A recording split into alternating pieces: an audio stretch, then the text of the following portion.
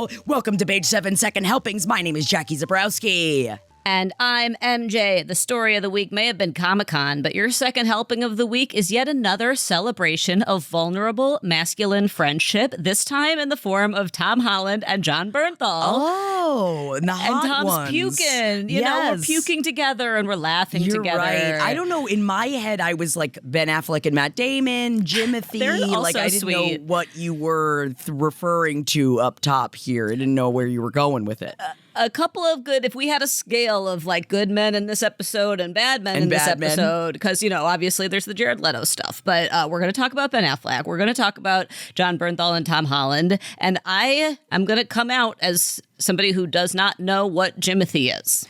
So this is really, I'm saying it. This goes to really show that MJ has been locked into Les Mis content. I think that it's so funny. You are currently wearing your "Do You Hear the People Sing" shirt. I definitely clocked that right from the top. It is also very funny because MJ's in the season of Les Mis right now, and everything you're posting is just everything about all facets of Les Mis. And I'm just like, man, MJ's algorithm is not like the other boys' algorithm. I tell you what. Honestly, it's a great place to be. I'm learning about the West End cast history. You know, I'm coming up to Gideon telling him, like, did you know that the Javert we saw on Friday night has been in 4,000 performances? Like 4,000! I mean, it's a lot of performances, MJ. You are correct. It's a lot of performances. It is infinitely interesting to me, but you're right. It's a reprieve. Infinitely interesting to me. It's a reprieve from whatever else is going on in the world. I don't want to know. I know, you're right. But that's why Jimothy is also a reprieve from what you don't want to know in this world as well, MJ, because the internet has found a new Moodang, and it has come in the face of Jimothy, the beautiful raccoon in the Seattle area that has taken the internet by storm. And if you look up Jimothy Raccoon, if you look up Jimothy Raccoon, there is a Google animation of Jimothy like running around like in front of the display. Yeah, see, there you go. There's the Jimothy face that I've been looking for. And now, welcome to Jimothy content, because you just heard the word Jimothy, and now your entire algorithm is going to be about Jimothy, the cute raccoon who everybody, I mean, technically, I think that he's just, he's an unusually shaped raccoon, is what he is. I see. I didn't know what I thought Jimothy was. What did you think Jimothy was? You thought he was a cricket? Like, what did you think that I was bringing to you? I thought it was going to be like some meme combining Timothée Chalamet and Jiminy Cricket. And I was like, I don't care about that. Why is everyone, like, sure, that's clever, but why is everyone talking about only that? I'm so happy to hear it's a raccoon. It's a raccoon. That's fantastic. And he is a funny shaped raccoon. He's a funny shaped raccoon. They're right about that. I do like that, of course, there's just as much Jimothy content out there that's like, I love Jimothy, as much as like, leave him alone. Leave Jimothy alone. I don't think anyone's bothering Jimothy. He's just a viral, sensation in the neighborhood. And so people are proud of him, proud of his journey. And people are already out here. If you look it up, people are already getting tattoos of Jimothy. Like, it happened fast. He's wild. He's not a zoo animal. He's just a wild raccoon. He's a wild raccoon. Yeah, I know usually we both love to go to the raccoon zoos that I know that they have everywhere. But usually they leave them out there in the trash cans. I really hope that nobody goes close to Jimothy, because if a raccoon bites you, you got to get a rabies shot. And I learned this because... Okay, MJ, you got to get a rabies shot if we touch Jimothy. Don't touch the raccoon as much as you want to touch Jimothy. A friend of mine's kid woke up with a bat in his room this week. What? If you wake up with a bat in your room, you have to get a rabies shot because a bat bite doesn't always show up. This is your PSA. You're welcome, everybody. If a bat bites you, you might not know it. And once rabies, we all have read, what is it? Children of a Lesser God, that book with rabies? We have all read Children of a Lesser God. I don't think I've heard a Children of a Lesser God drop in a minute, but yeah, we have. I'm bringing it back. And once you have rabies, there's no cure, okay? But They're the stabies. Come on. Once you got rabies, they're the stabies. You're going to go out the Children of a Lesser God way, and you don't want that, okay? It's better than going out the awakening way, right? And just putting rocks into your pockets and walking out into the ocean. Sorry, spoiler alert. But yeah, sometimes you choose the Children of a Lesser God route. Of the many ways to die as portrayed in like 19th century literature, I'm going to say Children of a Lesser God way, one of the scariest. Yeah, so, don't pet Jimothy. Don't pet any raccoons, okay? Because no matter how much the Mariners want to honor his existence, okay? We're not touching Jimothy. Leave that raccoon alone. Don't domesticate him. Well, yeah, I don't want him domesticated in that way either. I don't want to blur the lines with Jimothy. He's just a baby. You know you want it. You know you need it. Give me a Jimothy. Come on. Let me groom ya. You know, I like that he is taking over the internet in a time. This is what you're saying, MJ. We don't want to be thinking about our reality. You know, we don't want to be thinking about going to get a rabies shot. Honestly, right before this, MJ was just giving us this advice, us meaning me and Adam, because Adam just got stung by a wasp on the way over here, which I am bringing up on the show because me and this Midwestern wonderful human being he let me talk at him for like a half hour about everything under the sun. And then finally he's like, I'm just going to go get some ibuprofen. And I was like, why? Oh, I just got stung by a wasp. Nothing.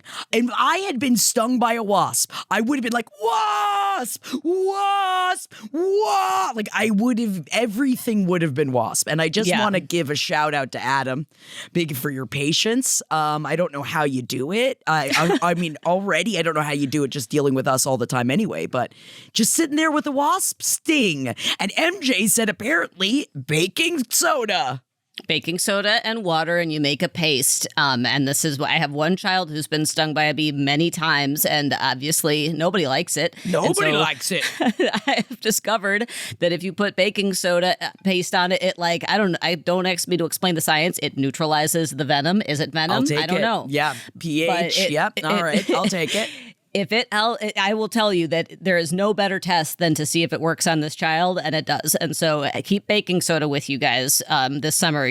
This is PSA Corner. Right Rabies here. shot. Rabies shot. Bring baking soda everywhere. Bring baking soda everywhere. You're welcome. Things that we need. Wow. I mean, I know that this is why people come here, for us to scream about Jimothy and to get hot baking soda tips. So you're welcome. And yes, we will continue on talking about celebrity gossip because you're right. There are many beautiful friendships, masculine friendships on display out here. And that Hot Ones interview with Jon Bernthal and Tom Holland is so adorable. It's so funny. I don't know how I just forever forget that Tom Holland is British, that he has an accent. I always forget. I made an Instagram story this morning about how now that you told me, was it last week or 2 weeks ago, that Matthew Rhys is Welsh, I am now being fed all these videos of him doing interviews, which I had, never seen, despite having at least a decade-long crush on the man. And I am so destabilized hearing him speak. Like, he sounds so different in his natural accent than he does with his American accent. Does that make you want to kiss him more, or does that make you want to kiss him less? This is what I'm processing. It's not less, but it is different. I think my crush is rooted in American accent Matthew Rhys, but I'm not upset about the Welsh accent. In fact, the Welsh accent is delightful. Similarly, I fell in love with Idris Elba on The Wire, where he plays Stringer Bell, who is from Baltimore. And I did not know he was British until, I mean, obviously I've known that for 15 years now. But when I first saw The Wire, I was like, what a beautiful American man. beautiful British man. British man. And Tom Holland, all same thing. Because of course, I went straight to the puking part first, of course. You got to. He got to. And they're hugging and they're puking. And then he's like, oh, it feels good to be the first one to puke. And I was like, that's how you talk? Even though I've heard millions of interviews with Tom Holland. I know. Surprised every time. And yet, even though, again, my algorithm full Tom Daya, there is it's Jimothy and then there's Tom Daya. And because they are still in the full press circuit right now and just everything is about their love. And everyone's like, did you see when he looked at her? Did you see when they held hands and then he looked down at them holding hands? And I'm just like, I did see. I did. And she's just so effervescent on every damn red carpet. She looks like a goddamn goddess. She's beautiful. And I the two feel of like them together. The worship of them together, I don't know. It points to like a. What are you about to say, MJ? No, it's good. Like how thirsty. You but better how thirsty, support me in this love, MJ. No, you're right. Like how thirsty we are for like. A man Jimothy. who worships a man who worships a strong, beautiful, powerful woman, and also just like a genuine appreciation for each other in a way that I feel like when I look at a celebrity couple, I'm not usually looking and being like, it really seems like they love each other. Like usually it just seems so much about this like highly curated presentation of who they are as a public image. And I think that's why it's like when we see moments that look like actual affection and admiration between two people, we're like, give me more, please, sir, I want some more. I think you're right though. We're so used to seeing it being so performative. And now we're so used to talking about the PR cycles. We're so used to like just being like looking at a relationship being like, but is it for real or is this all a ploy? Because especially, oh my God, now with like the real introduction of everyone using AI and people putting like people in pictures together or like, Trump in a picture with JFK, it's like things like that people are putting out that so we don't trust so much of what we're seeing. You know what I mean? We don't trust, period. There's no trust, zero trust. And so when we see a man genuinely loving his wife, we're like, oh my God. And like, it's so nice. The fact that I know that I'm still the foundational part of why I love them is the fact that they wanted a private wedding.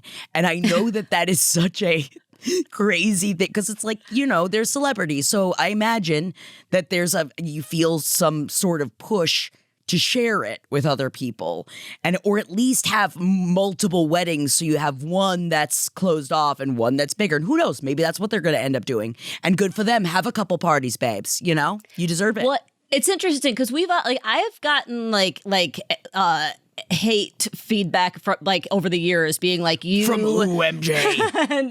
No, just like critical feedback being like you like celebrities are people too, and like do you're if the show is like kind of shitting on celebrities, what about celebrities are people too, etc. And I think that's true. Celebrities are people too, and obviously as we were talking about like last week with like Christopher Nolan reading the comments and everything, it's like they are people, they have feelings, but I think that with some celebrities and especially like before social media, like when we were growing up, celebrities, it was like a celebrity is a person, but also they're the image they present. Like they are the product. They're like the product. Team of people too. Every celebrity is a team of people.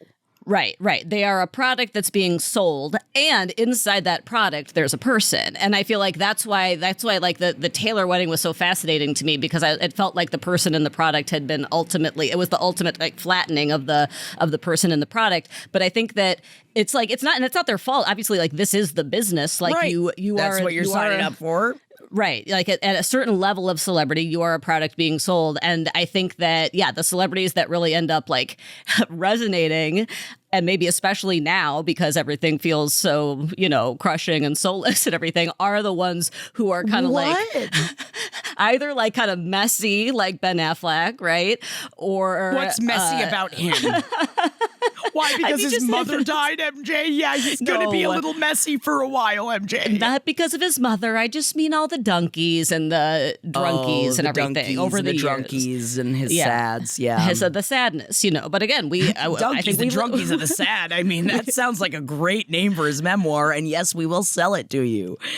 We love for the sadness. And then with Tom and Zendaya, it's just like, obviously they're a product. Obviously what is so lovely about them is surely something being cultivated by their teams. And also when the person that is the celebrity breaks through that carefully cultivated product, that I feel like feels special, as opposed to like when I am thinking about like Ben and JLo's like relationship, where that just felt like it just felt like this is the product, Right. And then when we watched the documentary, they did love each other, MJ. They did. I know. They came back to each other.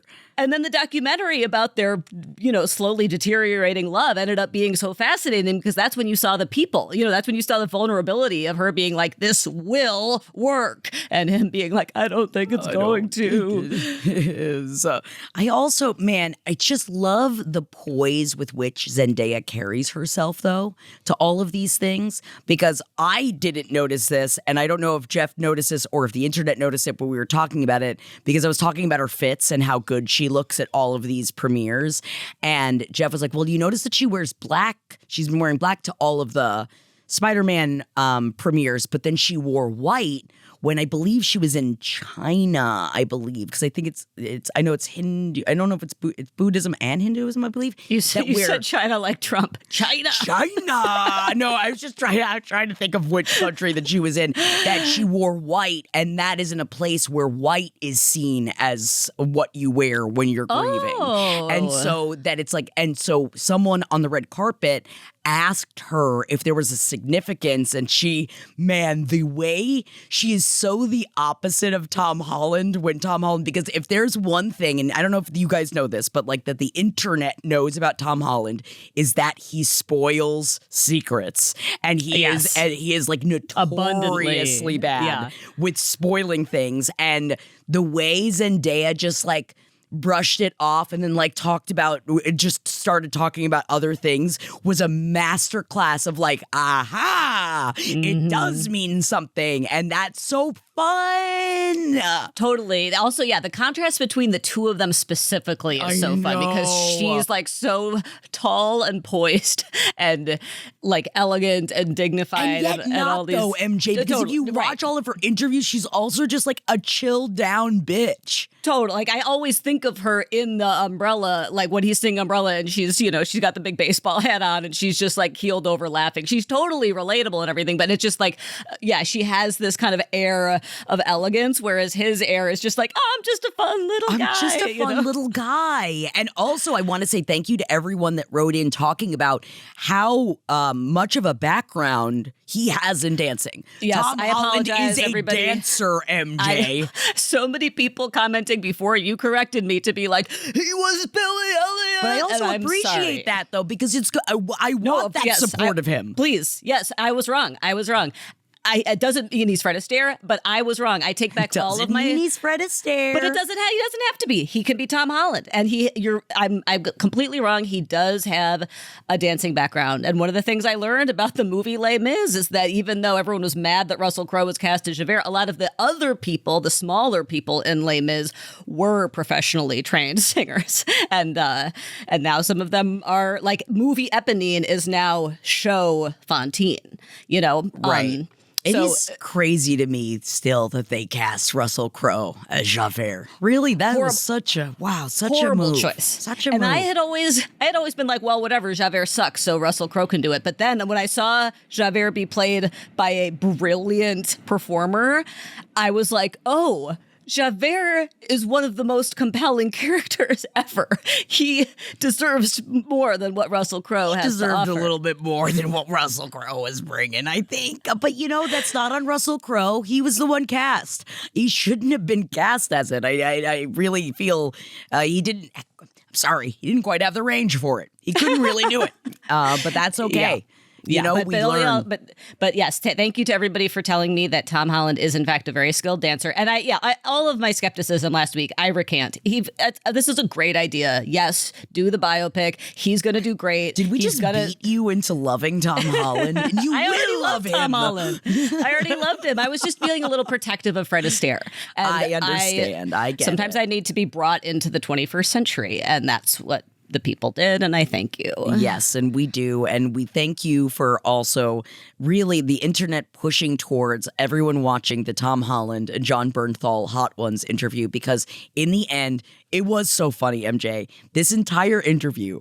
So apparently Tom Holland and John Bernthal have done it before, and they both made a decision. They're like, we're going big bites. We're going big bite. We're not doing little bite. We're getting in there. And they both were juicing each other up to get, and their camaraderie, I guess they've worked together on multiple other films. So they have, even Tom Holland has said you really helped bring me, I forget the name of the movie that they were in together, but it was in a movie that John Bernthal was mute in.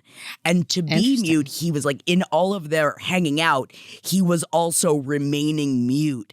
And then telling the stories of when he just loses his mind because no one understands what he needs, all right? He just and watching Tom just delight in it. You can really truly tell they're genuine friends with each other. Yes, and totally. Tom Holland is pounding this milk. He finishes his milk, and then he looks at John Bernthal's milk, and he's like, yo, you're gonna take you're gonna have that. And he keeps going. So the thing was, I was just oh, bro, this is where the puke's coming from. The puke is coming from. And afterwards, I don't know if he says it in this interview or if he said another interview, that he was it's all milk. It's all milk. He just threw up a bunch, but it happened so suddenly that he just and just threw up on the floor. He really smoothly recovered for a guy who just puked on the floor. That is how a celebrity pukes on the floor. They're just right back up and you know what he said? He went, I didn't even get it on my clothes. He was so excited that he didn't get it on his clothes. Yeah, it's just so cute. I haven't seen The Punisher, but Gideon loves The Punisher and loves John Bernthal as the Punisher, and so I know that's that's not where he's mute. That's where he's blind. That's Daredevil. Okay. But he's not Daredevil. They sound the same. I don't think that he's not the blind one in Daredevil, but he is in Daredevil, in which character is blind, if I'm remembering correctly. But the Punisher, he's a bad he's hero. no good. Oh, I thought he punished the bad ones. He doesn't? He punishes the good ones? No, he punishes the bad ones, but he's also, I think you know what? Gideon has talked to me a lot about the Punisher. I think he's an anti-fascist, but I think he's just I think he's bad. When I say bad, I think he's really, it's really intense. It's really, it's not I don't think it's mean. as much of, I don't think it's as much of a romp as Spider-Man. I think it's much more serious. But you're right about Spider-Man, but as someone that just watched all the Spider-Mans, you really forget he really gets put through the ringer. He's really based in sadness, and I forget that. I always see Batman as the sad one I want to kiss the most, but I forget that Spider-Man's also really sad. But Spider-Man's never been the one I wanted to kiss outside of Tobey Maguire, which totally. He's sad and he's so burdened by love. But yes, I think burdened by love and burdened by comes with hopes and responsibility, and then when you have it and you're bit by it, then you have it. Is that the line? With great power comes great responsibility. Thank you. When you bit by it, you have it. When you bit by it, you have it. And I'm trying to remember I think that the thing with the Punisher is that even though he is an anti-fascist, a lot of fascists get Punisher tattoos because they misunderstand. I think that's where I get confused. That's what it is. That's what it is. It's the people that rep the Punisher that's where it gets a little scary sometimes. Right. I think people misunderstand what type of hero the Punisher is. What are they called? Groaner shirts? What are the shirts? It's skulls and guns. Right. Yeah, it's like one of those. It's like one of those, yeah, where it's like, this has been this idea of like a complicated hero fighting for the right thing, but in kind of a messy way, is then completely misunderstood and then appropriated for the other side. But but I'm excited to see the new Spider-Man. My husband is going tonight without me, but that's okay. It's because we don't have a lot of time, and he needs to see it. He needs to see it right when it comes out. And I'm excited. I haven't done one of these yet. I mean, it's not a 4DX, which I am very excited to try. I haven't tried one of those, but this is what we've got tickets to see. One of the Spider-Mans with 3, like you're surrounded by screens. Oh wow! So you are the Spider-Man. Like you are, swinging through the buildings. I guess, like, because there's 4DX, which is the one where you're like, shaking, and they're like spraying seawater in your face. Apparently, the Odyssey really, it's quite an odyssey to go through the 4DX version of Odyssey. Yeah, you're just getting sprayed with seawater, and you're just like. And you're just like, I get it. There's not even any sirens here. Can we please? I feel like I would tap out of a 4DX version of the Odyssey.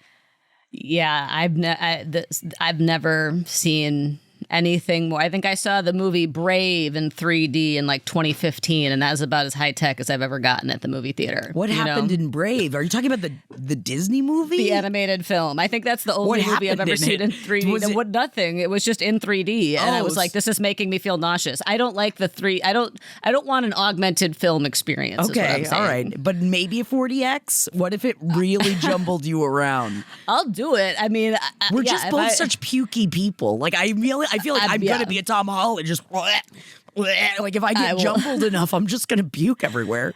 I will absolutely be a Tom Holland, but I'll do, like, if I'm in LA and you want to go see the Odyssey in 4DX, I'll do it. I'm not anti. It's just not something I seek out. It's difficult. I'm a Stubbs, and they 4DX ain't Stubbs. They don't do it. That ain't no AMC. No. Why do they? Of course, the other theaters have to try desperately to be an AMC. And so what do? They jumble you around and hope you puke on their floors. I mean, at this point, isn't the movie industry like doing, like they'll pay you Desperate. To come? Yeah. Oh yeah. No, it is so. They don't worry. And still in front of multiple movies, when they have the people that are starring in the movie go, "Thank you for coming to the theater," before the movie, that annoys me more than anything. I'm already here. Don't thank me. Why would you put this somewhere else where you're trying to get people to go to the movie theater? I'm already at the movie theater. Yeah. So that annoys me. It's thirsty. But you know what also is thirsty? Being part of the cast for the show Nation's Dumbest. And yes, I have checked it out, MJ. I have. Oh my God, yes. I have been checking it out, and it is... Have you seen both episodes, or just because they just came out with the second episode this week? I watched most of the second episode. I think 3 episodes are out now, so I watched the first 2 episodes. Okay, but with the spelling bee and the trying to figure out. So essentially, I was proud of myself because I knew immediately what I would do, but there are a lot of these challenges that if you are on the clock and they showed you, so there was a button and then a bunch of light bulbs behind a wall, and you had to be able to figure out which light bulb was out, but you couldn't see the light bulbs when you would turn them on. And so you would have to figure out, and you watch some of these things sometimes and you try to be like, oh, what idiot, an idiot. But as someone that has worked on a reality show that was challenge-based, Top Elf, and yes, it was with children. However, it is very scary to do these things in front of everybody on a timer, and then all you're thinking of, which I imagine is, oh my God, I'm dumb. Oh my God, I'm dumb. Oh my God, I'm dumb. And especially poor desperate, it really was. Andrew Yang and Dr. Luke just keep looking at each other being Dr. Drew. We're going to... Dr. Drew. Very different from Dr. Luke. Dr. Drew. Although, man, Dr. Luke, you could throw Dr. Luke on there too, and also just destroy him, please. But I love that they just kept looking at each other, being like, "We got to be the ones that go home today, right? We have to be the one. Like we are because smart, you go home right? if you're smart, right?" This is my biggest takeaway from Nation's Dumbest, because you're totally right. It's like I'm not good at logic. Like I did figure out the light bulb thing. I was like, well, whatever light bulb isn't hot is broken. Isn't hot is going to be, but. even like the first one I described where it's like, how do you get the two different ropes if you can't reach them both? Like, I'm not great at logic. Like, I wouldn't do good on a logic test. So I'm not. And what I actually I have no logic up here. Obviously, look at us. Does anything about us say logical, MJ? And of course, there's a million different ways to be smart, and being a bad speller doesn't mean that you're not smart. And a bad smeller too. I mean, if you're bad at smelling things and you smell bad, it's a bad combo. To me, the biggest takeaway from Nation's Dumbest, in a way that I'm actually enjoying it and that it doesn't feel so gross to watch, is that it's actually not about whether you are smart. It is about whether you are able to have any sense of humor about yourself, whether you are at all capable of not taking yourself seriously. And maybe I'm thinking about this because we just finished Liza Minnelli's memoir, and there is a line in it where she says, you haven't lived until you're a national laughingstock. But I think that is why JoJo is doing so well. Because JoJo's like, oh, you're going to kick me? I've been kicked while I'm down my entire life. Her whole life is at the bottom of the barrel. So it's like she doesn't need to sink any further. All that has ever happened to me is people telling me I'm a dumbass and that I underestimating me and that I'm annoying and all this stuff. So she's like, her confidence is through the roof. And she also knows a lot for somebody who never got to go to school. But like, her and Steve-O are doing the best because they are the two people who are most capable of not taking themselves seriously. The butt of the joke. But then there's Hilaria, and she was is not capable. Wow, she is not capable of knowing that she's the butt of the joke. But also there are moments where she is funny, but it's like, even when like they ask like, oh, do you know how to change the light? Like, do you do the light bulb changing in your house? And she's like, do you think that Alec Baldwin would ever change a light bulb? And it's like, you're right. You are right about that. I don't think he ever would change a light bulb, but I think that she's funny on accident. I think she's funny on accident. And she's so insecure. God. Like, even like that Netflix was a funny and thing. sex was pretty funny when asked, what does it mean when you're hanging out with somebody? Netflix and she goes, sex. And I thought that was pretty funny. But then she's like, I have been with my husband for 20 years. For 20 years, I never heard Netflix and sex. I have never heard Netflix and sex. Like, like your Italian version of her. That's like, I actually genuinely feel sad for her, because in the moments that she speaks, she can only talk about her husband, Alec Baldwin, which is so obviously her way of being like, that's why I'm here. I deserve to be here. I'm famous. I'm married to Alec Baldwin. And she's here to prove that she's not dumb. But like, again, I think that what JoJo and Steve-O get... Is she here to prove that she's not dumb? I don't know. I don't know if she got the memo. She's not achieving that. And what JoJo and Steve-O see is that it's not about whether you get each answer right. It's about how you handle it if you get it wrong. And are you humiliating yourself because you are incapable of being wrong, which is what's happening to Andrew Yang and Dr. Drew. Exactly. They're like, we are, like, Dr. Luke just keeps, God damn, I keep saying Dr. Luke. It just rolls off the tongue. Dr. Drew. When was the last time we even talked about Dr. Drew? This is the problem. I mean, I think they're both fake doctors. And I think Dr. Drew is like more of a doctor than Dr. Luke. Claims to be a doctor. He's a TV doctor. Yes. He's real dumb, though. He doesn't know a lot. It is funny that he's like, my daughter just had a child, or I just have a new grandchild. I want to get out of here. But like, the more desperately he wants to get out of there, the more he kind of keeps screwing up. The worse he's doing. I also think the fact that he's like, oh, I just had a grandchild, I need to leave, is a front for how profoundly embarrassed he is to get a question wrong. And again, it's just like, sometimes you get it wrong, and you just have to be willing to, like, I don't know, be wrong sometimes. And that, like, Andrew Yang is, I am truly enjoying watching that guy humiliate himself. Yeah, he's really floundering. I love. Couldn't happen to a more deserving guy who's also used to embarrassing herself. Carmen Electra also makes a lot of sense. She really, I love that she's like, yeah, of course I'm here. I'm the one that slow ran on Baywatch. Yeah, of course this is where I'm supposed to be, and I feel kind of bad for her. But even I feel bad because everyone also keeps being like, man, Napoleon Dynamite's really Napoleon Dynamite, huh? And I feel like they barely even know his name, that they only refer to him as Napoleon Dynamite. And they're just like, oh, this guy. Ice-T is just like, that guy is Napoleon Dynamite. And it's true. He's just like a grown-up version of Napoleon Dynamite. He's pretty smart. And yeah, I feel bad for Carmen Electra, because you're right that in some ways she can kind of lean into being like the dumb one. But again, there's just a defensiveness there. Again, maybe this is... Liza is pretty good at laughing at herself. Liza Minnelli, that is, but she's also... Oh, yeah, we only refer to her as Liza now. Liza lives within my bones. The amount that I've talked, like, I cannot stop talking about Liza Minnelli.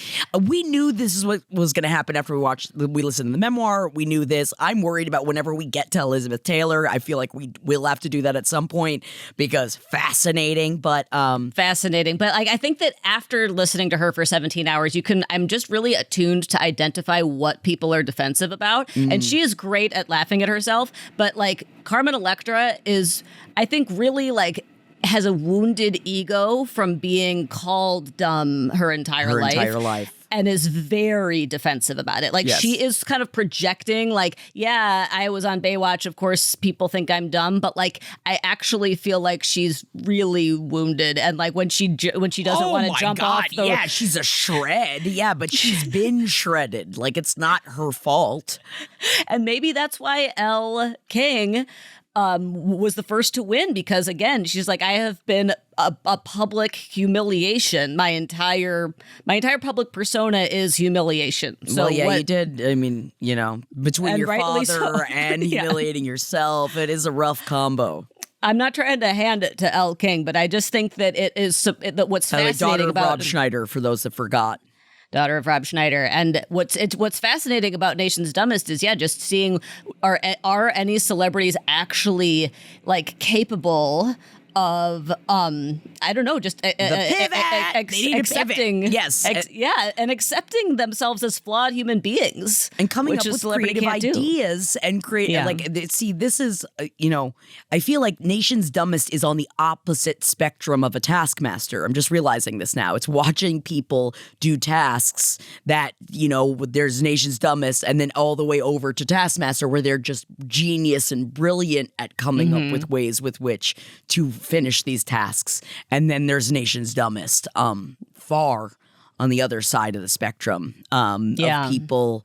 But, they are doing their best. And I hope that they're all getting drunk every night, because certainly some of them look puffier than others. And I do wonder how much they're drinking at night. I hope they're having a good time. Poor Anthony Michael Hall is like, he's just like an older guy now, but he doesn't know anything. And I'm like, it's not your anything. It's not your fault that you don't know anything. You've been famous since you were like 15 for so long. You think you would have like assumed like something would have seeped in there at some point, right? He doesn't know anything. But I'm team weird voice, which is Steve-O and JoJo. Their voices are indistinguishable from one another. They're just back and forth. Tofu is bean curd. Tofu is bean curd. Steve-O screams as he's eliminated. Steve-O. It is fun. But also all right, last thing I'll say about this damn show. They do this challenge where they're all standing in a high off the ground beam, and they have plank, to, if you will. Yes. And they have to do a spelling bee where they each say a letter of the spell.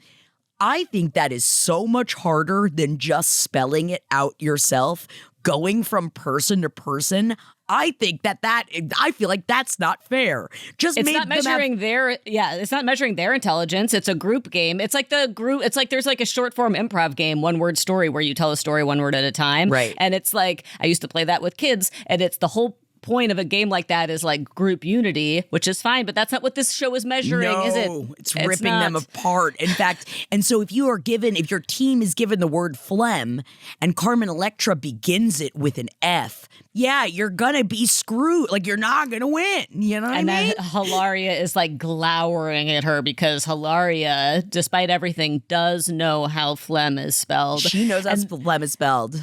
Yeah, and then poor Carmen Electra, she was like too embarrassed to like jump off the plank, and then she spent the whole rest of the time being like, I should have just jumped off the plank. It's like, I think maybe it's just because I'm old enough now that constantly in the process of seeing celebrities as human beings instead of like masters of something. And I'm just like, oh, sweetie, you're just really embarrassed. And now you're like, can't stop. You're like kind of spiraling about it. Yeah. And even just like all of us. And that's all hard. of us would. And even in her confessional, when the other team doesn't spell February right, she's like, who doesn't know how to spell February? And then she goes, February. Like it's February, and she says it multiple times, and it's just like, That's when the show. Ultimately, I do think the show's goal is to humiliate people, and I don't like that. Yeah, it's but all a humiliation ritual. What it's accidentally doing is showing who's capable of loving themselves no matter what other people think. And I do think that's JoJo and Steve-O. Yeah, it is. You're right. And I hope, and Napoleon Dynamite as well. I hope that Steve-O convinces JoJo to get a full back tattoo of her own face by the end of this show. Yeah. That's what I'm putting my money down on. And God, I think that we will see, or just a huge bottle of Fireball. That would also be preferable. If JoJo, if you're listening, and we know that you are, if you could do that for us, that would be awesome. Because, there are other people that are out there that maybe they make poor back tattoo choices, but they are actually much smarter than you would imagine. And that would be one Ben Affleck. Yes, our condolences go out to you. And yes, at least it wasn't a Nancy Guthrie situation. Yes, I'm still thinking about her. Yes, I think about her almost every day. Where is Nancy Guthrie? Just to be clear, guys, Jackie is congratulating Ben Affleck because while his mom did die, she did not die by getting kidnapped. No. It has nothing to do with Nancy Guthrie. No, she didn't. It was just regular normal regular sads. And yeah. But in the same week that I imagine Ben Affleck, maybe his head's all over the place. He wins $1 million on a Who Wants to Be a Millionaire that's donated to his charity, like to one of his charities that he works with. And he was so proud of himself. There is a still image of him with both hands up, where he was like, yeah, like as he got the answer. Like it was such and it's so funny, Dunkies, Drunkies, and Sads, that we see this picture of him because we so rarely see a picture of Ben Affleck celebrating anything. It's so nice to see him happy. And we do this every year. We're like, Ben Affleck is smart. And it's like, yeah, guys, there is just, I'm guilty too. I forget he's smart. And then I see a video of him speaking Spanish and I'm like, okay? He is. Yeah. And then as my pants drop into hell. And it's just, this is the problem with Ben Affleck. All right, MJ, I wish I didn't want to kiss him. I really, really wish I didn't. And not everything in my being wants to kiss him.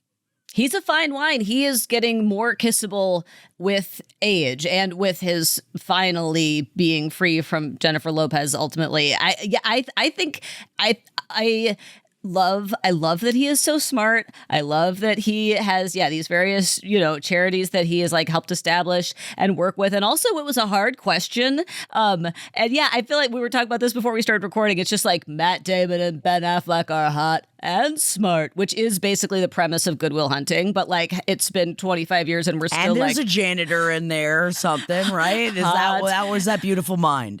Hot and smart. No, I think there's a janitor in there. Okay, it's been a long time since I've seen Good Will Hunting. It's been a while since I've seen Good. I'm going to say it.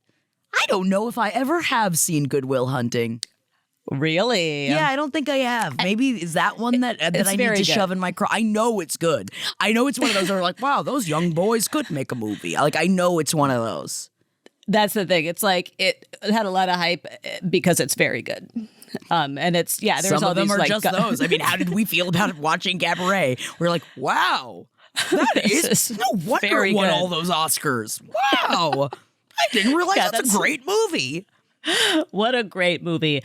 Yeah, I think it's nice. And I think that it's nice when a celebrity is known for being smart instead of that's not what he's known being for. dumb. MJ, that is the opposite of what he is known for. How many times do we bring up his back tattoo versus how smart he is? Can we? I mean, we're not bringing up how smart he is. We maybe bring it up whenever, again, we get excited because he could talk to Jennifer Lopez's mother. And that was something that for us was just, I mean, in her language, not like that everyone can speak to Jennifer. Yeah. No one is allowed to ever speak to Jennifer Lopez's mother, okay? You hear that? That's like the number one rule she has. Oh, okay, but speaking of J-Lo, I do want to talk about this quote that you included. Sorry, just something random started playing on one of the tabs that was open. Sorry, excuse me. You included an article headline, Jennifer Lopez says a man making the bed and doing dishes is what she finds the most attractive. And I just want to spotlight this quote. She says, "'Cause ladies, you know, we do all the things. We do all the things." And I just want to say that this seems to me like something that J-Lo has heard, that ladies do all the things. She's heard of the phrase unseen labor, and she knows that it exists somewhere, but she's like, well, I work out all the time. Is that the unseen labor they're talking about? I've been told that women are responsible for a lot of domestic labor that isn't appreciated, and so I'm going to put on a little costume and say, ladies, we're doing it all, aren't we? Ladies. And I'm not just saying this because she's famous, guys. We've seen several documentaries about Jennifer Lopez. She is just one of those celebrities who's just not doing it. You know, she's just not. God, I know I'm bringing it up again. Jennifer Lopez, when she was just in her old neighborhood. Who are you? Jennifer Lopez, like, because he had no idea who she was. After saying Jennifer, when you're on his front stoop, that's weird. But I did say don't tell Holden because I didn't want, I don't know if you guys remember, but of course my personal never forget is that Holden gets hard when he does the dishes because his pants get all wet, which we've definitely dived into that before because it's like, so you like the chafing of your pants on your, like, that's what does it. And I think that's great. I love this for Holden though. I do love it for Holden, but I do think that that's not the way in which J-Lo would find it sexy. Yeah, I'm not sure that J-Lo would like to hear that hearing from his Holden. Squeaky penis be like, "Ugh, is someone talking about me?" Bash it back. It's that, again, the performance of normalness. Ladies, we do it all. Or like when Katy Perry was like, when Orlando Bloom loads the dishwasher, I blow him. It's just like, you guys have staff. Just, you stop lying to us. Very much have, you know don't you have load staff. the dishwasher. You don't. You load the dishwasher? Ew. I'm just reminded of this weird video I saw that was put, was it on Dumois? It was on one of those sites that it was Katy Perry and Justin Trudeau, and they were out. They were on some mega yacht, right? And they're out in the sun, and they were sitting with other people, and it was put off as this like, Justin Trudeau, just like a lot of men, even has to put sunscreen on his girl. And she was in the middle of like talking to someone, and both of her bra strap, like the bikini top bra was down, and her titties were like just kind of splayed there. And he was next to her, shoving it like on down on her titties, and like, but then also like shoving it, he just kept putting it up on her top chest. Like, all I could think of was, that's like literally the one place she can put the sunscreen. And it wasn't being done in a sexy way. She was just like sitting there and he was just rubbing on, and I was like, stop. I was so icked out. I was just I was like, stop doing that. It's so weird. And it was just in this like, they're just like us. And I didn't feel that way. No, I feel like putting sunblock on the front of an adult is like, it's giving putting a sunblock on like a moving child who's running towards the pool, and you're like, wait, I need to do more. Wait. But like, I don't want that in a romantic relationship. Or I guess if you're like together, it's just the two of you and it's sensual. Like if you're taking off your clothes and sensually putting on the sunscreen. I guess I've never sensually put on sunscreen before, so that's not a sensual experience. No, because I want it to be covered. I need to be covered. You guys see how pale I am? All of it has to be covered. Unless you're like, I feel like when I was like 13 and you go to the pool and you're there with like a big mixed gender group and you're like, okay, will someone put some on my back? And you're like hoping that it's going to be one of the boys. Cute puts it on my back.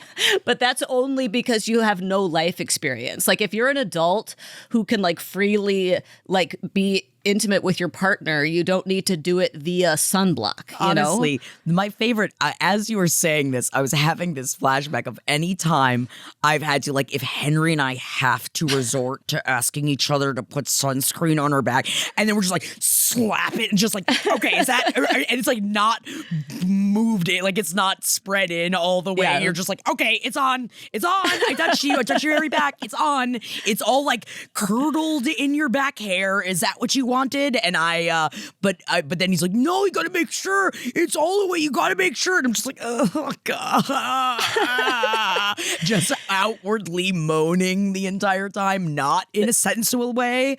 The spray, this is what the spray has saved us for so many reasons. And one is that you don't have to touch any family member who you don't want to. But then don't you have to smear down the spray, MJ? Don't you got to give it a smear? You just trust like that?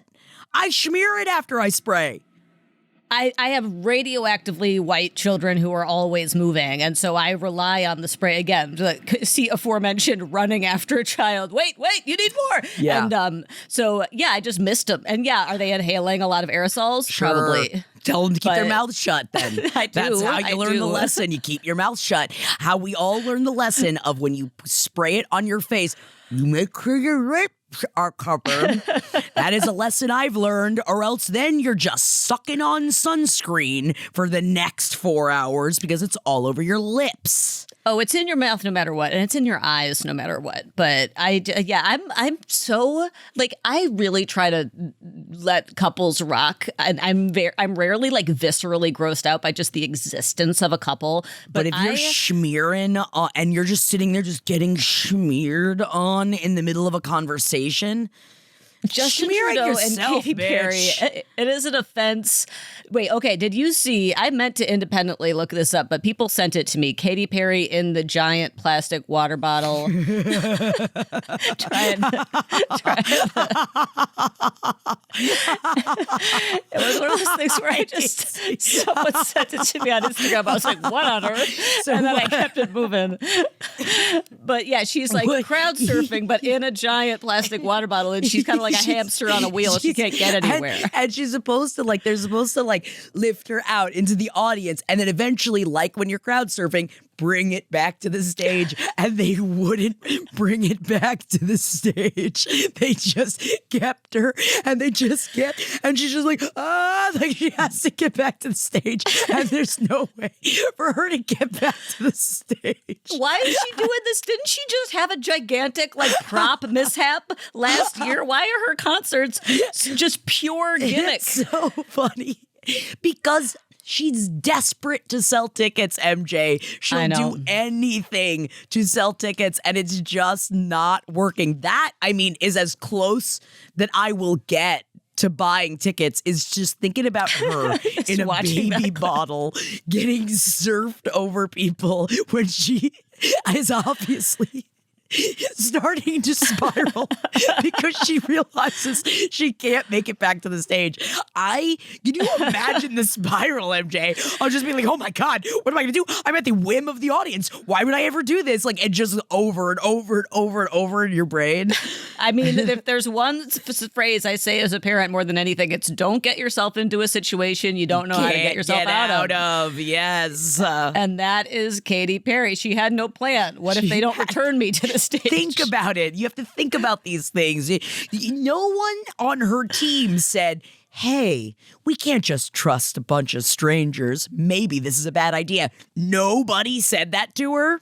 Or they did, and they were immediately fired. And she's like, I'm going to space. And just imagining her ever since Katy Perry went to space, it'll never be the same for her. It really, the timeline she is now on, I feel bad for her. I wish for her a Spider-Man experience where she can open up some sort of portal and go find another version of her and replace her with that one. And I get it. The need is real for her. Yeah. You really had a moment where everybody loved you, and that moment has passed. And that's hard. Passed. And it's gotta be, but I feel like in her brain it's not, because she's like, I'm with Justin Trudeau, which everyone's favorite disgraced Canadian prime minister. Well, I hope you have fun while he smears that sunscreen on your breasts as they just are there. But, we're moving on. We don't need to just keep shitting on Katy Perry unless you want to, because it's a woman's world and we are just lucky to be living in it. And I never want you to forget that.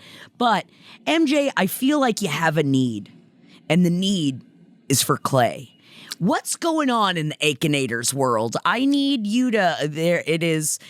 I feel that you've been trying to talk about Clay Aiken for a couple of weeks. And I'm not giving you the pedestal with which you deserve to speak about Clay Aiken. Is this about the number of Clay Aiken reels I've been sending you in desperate hopes that you'll watch them? Yes. And be moved? Well, let me ask you a different question. Yes. Are you familiar with the 1985 banger Kiri by, what's his name? Mr. right? Mr. whatever. If you could give me a sample of it, I know it's not Right Said Fred, so... Mr. 1985. Didn't you watch like the behind the music? I just feel like this is a song that I saw a lot on like a behind the music or like a pop-up video, and I can't sing it because I don't have the voice of an angel like Clay Aiken does. Oh, I forgot. That's who you were comparing yourself to. I forgot that Clay Aiken, voice of an angel, that you couldn't possibly. Kiri is just you know how like songs banger, there was just random song that you've never thought of again that came out in 1985 and you listen to it, you're like, this slaps. Kiri is one of those songs. It's just a great song, just a great like 80s synth, ballad, power ballad. I'm looking at the lyrics of it, trying to see if it'll jog my memory. It doesn't. The lyrics don't give much. I really wish I could sing it, but it's a hard song to sing. But he said, Kyrie eleison is like a Latin phrase, but it's like a, whatever. It's an 80s power ballad, synthy, like loves, Kyrie eleison down the road that I must travel. Okay. See, that's all I need. That's all I needed, MJ. You think I know the name of that song? I don't know the name of that song. Yeah, nobody does. Nobody does. Yeah, it's great. It's a great song, and nobody remembers it. But except for Clay Aiken and except you. For Clay Aiken. And he is bringing it back to the masses. Because he sang it on American Idol and in 2003, when he was a contestant. Oh, so he's not trying new things. He's just trying desperately to remain relevant from 25 years ago? I would say MJ? Yes. I would say yes. I know that he's coming back. He's trying real hard to come back. The other song he sings a lot is Rewind, which I'm not sure if we would call that new material. I can't remember. Here's the thing. He released Curie as a single, and I think that I think there's like a whole experience coming out, but he's releasing these like little bits of Rewind, I think, is an original song that he's also releasing, and then Kiri is a cover. And point is, I've got to be Clay Aiken for Halloween because he and I are merging into one person. I love this. Now, I like it especially because how are you going to explain this to your family? Because you guys usually go as a family costume. Are you going to make... Oh my God, MJ, are you going to make them all American Idol winners? And you have a Kelly Clarkson, you have I can't even say any more of them. What's the one from Justin and Kelly? Ruben was the one who beat Clay. Oh my God. So then Gideon should, it'll be in spirit. We'll have Gideon dress as Ruben Studdard, and then the kids will be Kelly Clarkson, and is there another Fantasia Barrino. Fantastic. Fantasia you're not familiar? Is that what you just said? Fantasia Barrino. She was the winner of season 3. No, Jackie. She's a very good singer who won season 3. Fantasia. And that was the last What's season her name? of Butters? Fantasia what? Fantasia Barrino. She's awesome. She has a great voice. Pitch it to the kids. Just see if the kids might be in down with this. You're bringing Idol back to Halloween. Here, I love nothing more than a Halloween costume that nobody understands. Yep. No one would. Imagine Gideon dressing up as Ruben Studdard. I think that would be quite, again, in spirit. There's really nothing he could do to evoke Ruben Studdard at all. Ruben Studdard's a very special person. There's no one else. No one else could really be Ruben Studdard. Sing a hit song. Yeah, that's the thing. I don't even know if people remember Ruben Studdard. He would just have clothes on and say that he was Ruben Studdard. I'm sorry, I'm laughing so much. What am I, in a good mood? I can't believe I'm laughing so much this episode. That's so funny, MJ. Please all go as American Idol winners. Yeah, we'll just shave his head. That's what we'll do. We'll shave Gideon's head. And then I think what I have going for me in terms of being Clay is that not only you are do Clay again, Aiken. MJ, we look a lot alike. You are Clay Aiken. Like in looks, I'm sorry. I mean this in a positive way. Yeah, same fashion sense. And I'm also really, oftentimes I look back on the boys that I hyperfixated on when I was young, especially the ones who were obviously gay. And I'm like, I think I was actually having a gender crush on you, not a sexuality crush on you. And I think that's what was happening with Clay Aiken. And but what I really need you to know is that the way that he dances is perfect for me, because he just kind of, I'm going to try to do it in my chair and I'm like trapped in the corner. He really just does like a lot of YouTube.com/@page7pod to go check it out. So it's a shoulder shimmy. So we're giving shoulder. Yeah. So where is it? Where is it? Is it in the shoulders? Is it in the hips? Is it in the knees? Lays on down the road that I must travel. It's like he's just got a rockin'. Only his upper body can dance, and so it's not even really dancing. So stoic from the waist down, only shimmying up here. It is a mullet of dancing. It's a party on top, and it is business down below. Is there a party? That's also not what a mullet is. It's a reverse mullet. It's a reverse mullet of dancing. It's the reverse. Oh wait, so the party's in the front. The party's on top. Is the party the shaking of the shoulders? Yeah. Oh, okay. All right. Yeah. Wow, you really haven't watched any of the reels I sent you. If you had watched 2 seconds of a reel, you would know how he dances. I've been watching. It's you and it's my brother that sends. Henry and I are also obsessed with this guy named Tellamore, and he has this one song. I'm sure I've brought this up on here before. Henry and I ruin each other in our Insta DMs to each other, and there's this guy named Tellamore, and he has one song, and it goes, Friday crazy night, I'm gonna dance all night. And it is an old man that, probably in his 50s, 60s, that has been trying to get this song to be a hit for many years, and he'll just always sing Friday crazy night, and every Friday he puts out him, usually at a grocery store, usually just him walking somewhere, of him singing that. And this is only, I think Henry and I are the only people that have ever heard of Tellamore. And so I put the Clay Aiken videos in the same sphere as the Tellamore videos that I receive. In the queue for videos to watch later when you can give them your full attention. That I'm waiting to get to, that I know I have to watch. Yeah, I don't expect anyone else to be going on this Clay Aiken journey with me. I just am so glad it's happening. I'm happy for you.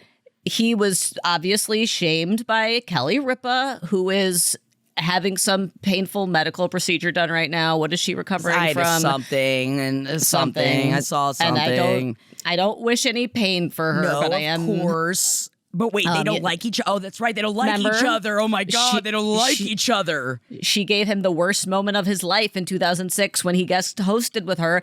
But the worst moment of his life. I think he ran for office at some point, and I just love.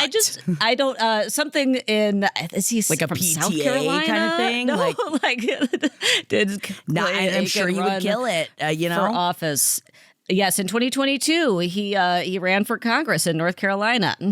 You are responsible for the fact that, MJ, I need you to know that maybe I might not be looking at all the reels that you're sending me, but you sending me the reels puts him in my algorithm, and I do not follow him, and his videos keep coming up. So regardless of whatever you think, it's I'm still absorbing it.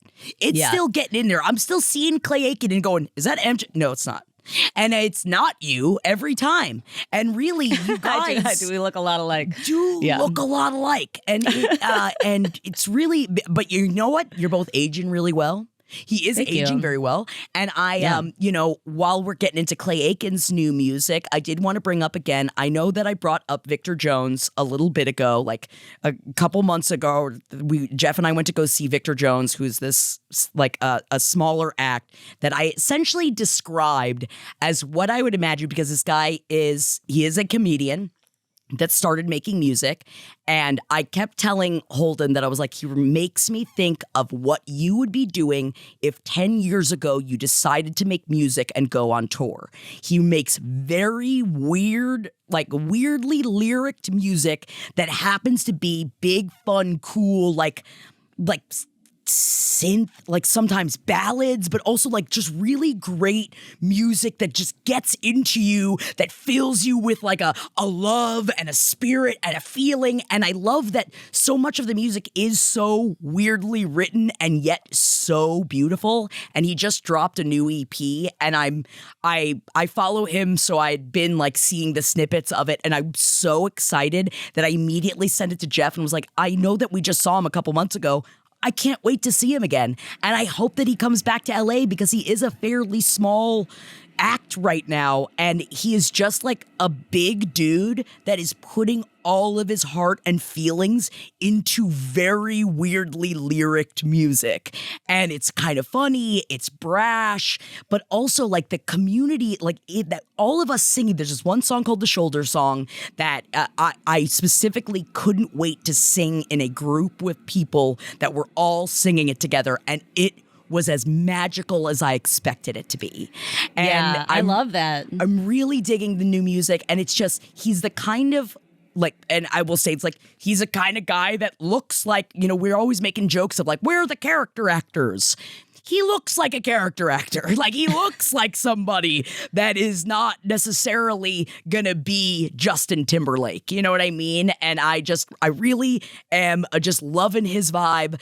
And he just seemed like, it's cool to see a comedian take your comedy and then do something adjacent with it that really, and it isn't, he like started the show with stand-up and then went into his amazing act of like real beautiful, big, full music. Yeah. And I just know that Holden, as someone that like we've written music together, we've worked on stuff, and like right now he's been writing music and we're working on that stuff together. And it's just, it makes me think of like, yes, of what we can accomplish. And sometimes we feel put into a pigeonholed into something, but you don't have to be. You can try new things, you know?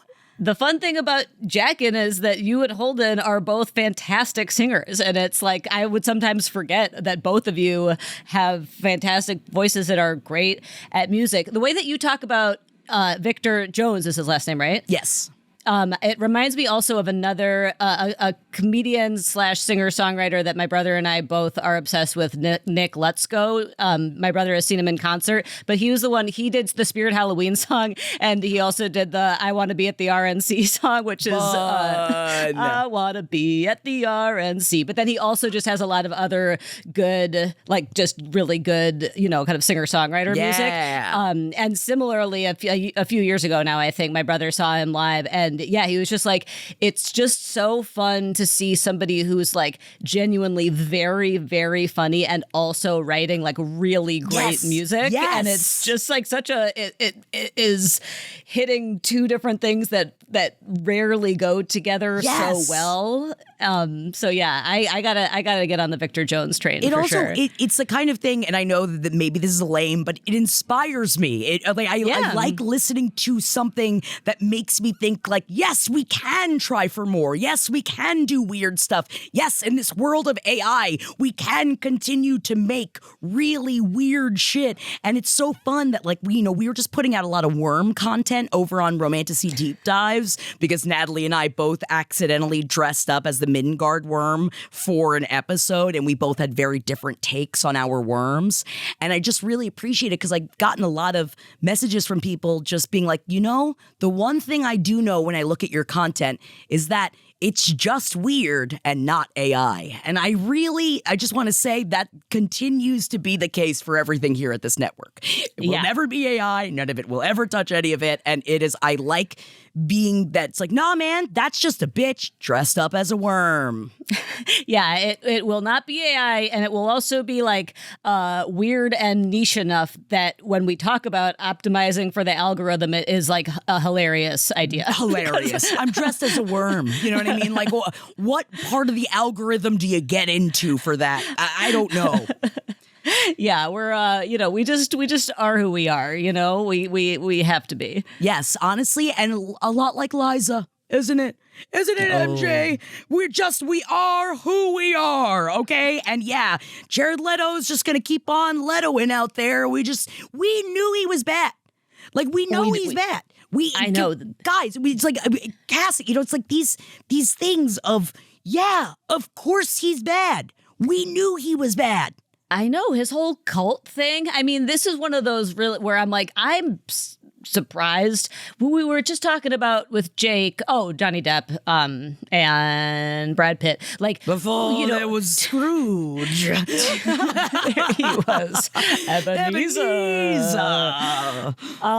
Just like we talk a lot about how like what these claims of cancel culture run amok, and then meanwhile everybody who's been canceled is back and doing very well. But Jared Leto is really one of those where it's like there have been so many specific, credible, like founded allegations against this dude.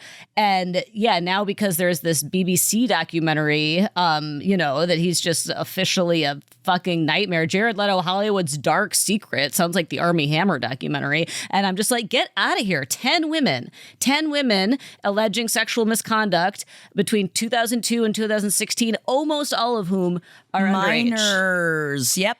Great. And cool. No need to read about it. And if it's unless very upsetting. And if you want it's very upsetting. It's all. I was reading through it. It was like, yeah, okay, well, that's very upsetting, very triggering. This is I'm getting a lot of. I haven't even watched any true crime in a couple of weeks, but I'm getting a lot of that horrible trial happening right now. Yes, and it is so upsetting that this is also why I'm just like, show me more videos about Les Mis. Why do you think we're talking about Jimothy, dude? Why do you think where everybody's going, but the raccoon is cute? Like, it's like, we have to. All right? Jimothy's rise up. This is why, it is technically why we come to the internet. We need more Jimothy, okay? Just fucking thousands of true crime weirdos online being like, is this woman the devil, or was it a recognizable mental health I'm pretty sure condition? She was the devil, and I'm pretty sure she is the devil, but we don't need to talk about that trial. We don't, but I just want it out of my algorithm, and that is why I will just keep talking about Clay Aiken. Yeah, that's why that's what it is. And Les Mis, and Les Mis, and Aiken. Yep. And that's, and honestly, MJ, I'm sure that there are perverts down there in those holes with you, but I think that they're quieter perverts, I would hope. The Les Mis and Clay Aiken perverts, that is. My high school friends this week reminded me, I can't remember if I've mentioned this on the show before, we did see Clay Aiken live at the Iowa State Fair in 2004. Oh, my God. How did you even fit with all the masses that must have been there? And I think that he's now doing a Vegas residency. Get that paper. I didn't know that there were that many people that wanted to see you, but there are dozens of us. There are dozens, and they will fill a spot, and you might get a free buffet coupon, but you are going to also see Clay Aiken, and I can't wait for you, MJ. I hope that you get to go see him in concert. You know me, I love Vegas, looking for any excuse to go to Vegas. And Clay, I think, is just the one that would make sense of what brings you back to Vegas. But this also brings us back to the end of the show. Thank you, everybody, for hanging out with us during this page 7 second helpings. And I hope that it fills you right up because it was shocking. And I'm going to say it, shocking that it took us a couple of weeks to even talk about Jimothy. I was trying to talk about it last week and we just weren't getting there. So I'm glad that Jimothy is now, weeks after the fact, now the top of our conversation. Yes, that's great. Breaking news is what you hear here at page 7 second helpings.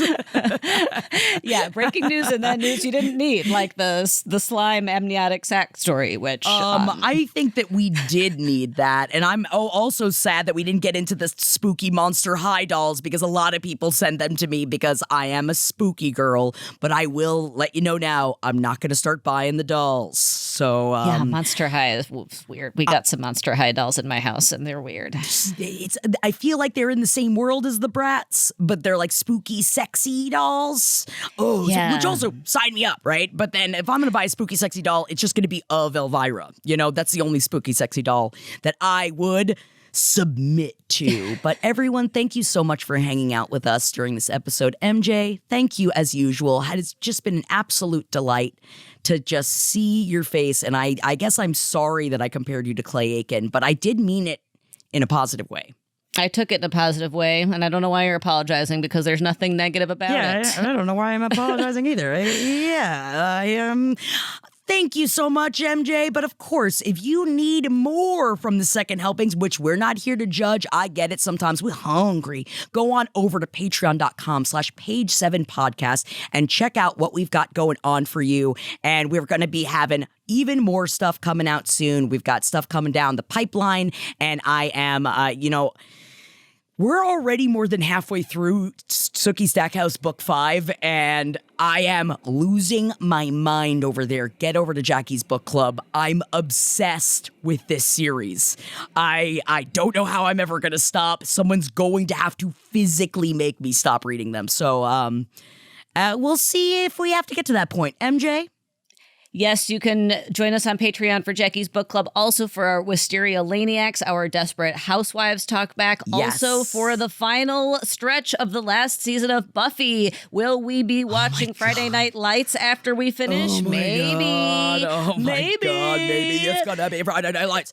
But I can't believe we're heading towards the end of Buffy, and I don't know what I'm going to do with myself, but I do know you should take yourself over to youtube.com/page7pod. Watch us on film. You know you want to look at direct pictures of Clay Aiken to MJ, back to Clay Aiken to see if you can tell a difference. Yeah, just look at that shoulder roll and oh yeah, baby. To his Who does it best? All right, yeah, I'll try too. Who does it best? Just let us know in the comments, guys. You just got it's all in the shoulders. I do it with no facial expressions. I think it makes it more effective. All right, let's sing the song, MJ. Bottle be better the second time around. Yeah.